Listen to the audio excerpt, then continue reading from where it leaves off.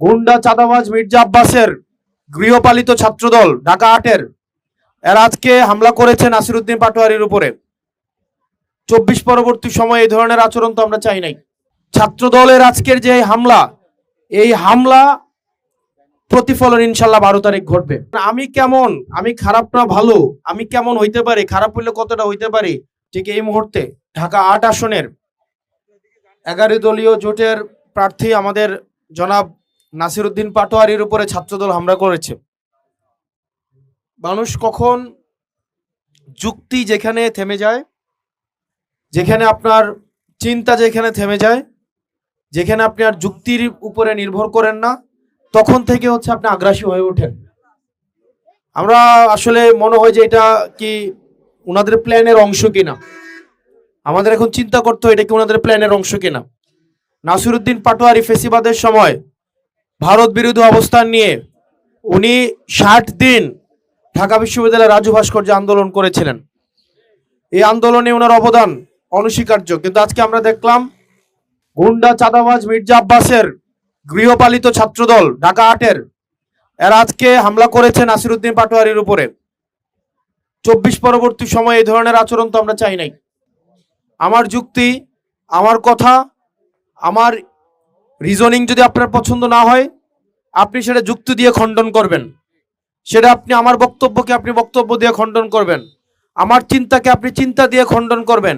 আমার চিন্তা থেকে আপনার চিন্তা যদি বেশি গ্রহণযোগ্য হয়, মানুষ গ্রহণ করবে, মানুষের উপরে ছেড়ে দিতে হবে। কিন্তু আপনাদের এই চিন্তার এই স্থূলতার কারণে ছাত্রদলের আজকের যে হামলা, এই হামলা প্রতিফলন ইনশাল্লাহ ১২ তারিখ ঘটবে। এটা মানুষের উপরে দায়িত্ব, জনগণ নির্ধারণ করবে আগামী ১২ তারিখ। আপনারা সিদ্ধান্ত নেবেন, এই যারা গুন্ডা পান্ডাদের অভিভাবক প্রতিপালন করে, চাঁদাবাজদের প্রতিপালন করে, চাঁদাবাজদের যারা অভিভাবক, তাদের হাতে কি আপনারা দেশটা তুলে দিবেন? তাদের হাতে দেশটা তুলে দিবেন? যারা চাঁদাবাজ লালন পালন করে, যারা ধান্দাবাজদের লালন পালন করে, যারা একটা জমি বিক্রি করলে এসে চাঁদা দাবি করে, একটা বিল্ডিং এর বাউন্ডারি দিলে চাঁদা দাবি করে, যাদেরকে তারা লালন পালন করে, তাদেরকে কি আপনারা ভোট দিবেন? এবার ভোট দিবেন?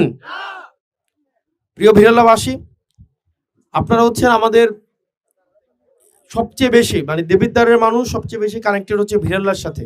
এখানে আমার দুইজন শিক্ষক আছেন, আলী আহমদ স্যার, জসিম স্যার। ওনারা আমাদেরকে পড়াইয়া বড় করছে। জসিম স্যার ক্লাস 6 থেকে এসএসসি পর্যন্ত উনি আমাদেরকে পড়াইছে। আলী আহমদ স্যার উনি আমাকে বাংলা সেকেন্ড পেপার পড়াইছে। তো স্যারদের সাথে ওনারা আমাকে বড় করছে, এবং আমি মনে হয় যে এই প্রথম স্যারের সন্তান নির্বাচনে দাঁড়াইছে, তাই না? এখন আমি খারাপ না ভালো, আমি কেমন হইতে পারি, খারাপ হইলে কতটা হইতে পারি, আমার দ্বারা খারাপ কাজ সম্ভব কি সম্ভব না, এটা স্যাররা ভালো বলতে পারবে। ওনাদের চোখে হাতে পিঠে আমরা মানুষ, ওনাদের বেতের বাড়ি খাই আমরা বড় হয়েছে। আমরা স্যার, আপনি আমাদের মারেন নাই, আমাদের মেরে পিঠে আমাদেরকে মাইরা ওনারা মানুষ করছে।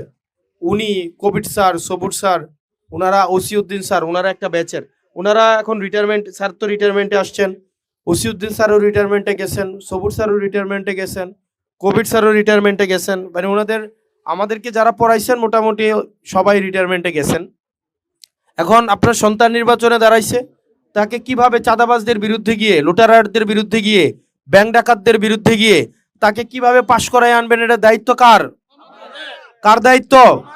এটা আপনাদের দায়িত্ব না? এখন এটা আপনাদের দায়িত্ব পালন করতে হবে।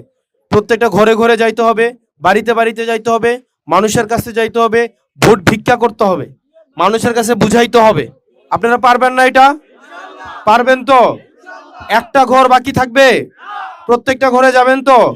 প্রত্যেকটা মানুষকে বুঝাবেন তো? যে আমার রাজনীতি করে না তারও ভোট চাইবেন তো? আপনারা তাদের কাছে যাইয়েন, বুঝাইয়েন। ইনশাল্লাহ আমরা একসাথে একটা সুখী সমৃদ্ধ দেবিদ্বার গড়ে তুলবো।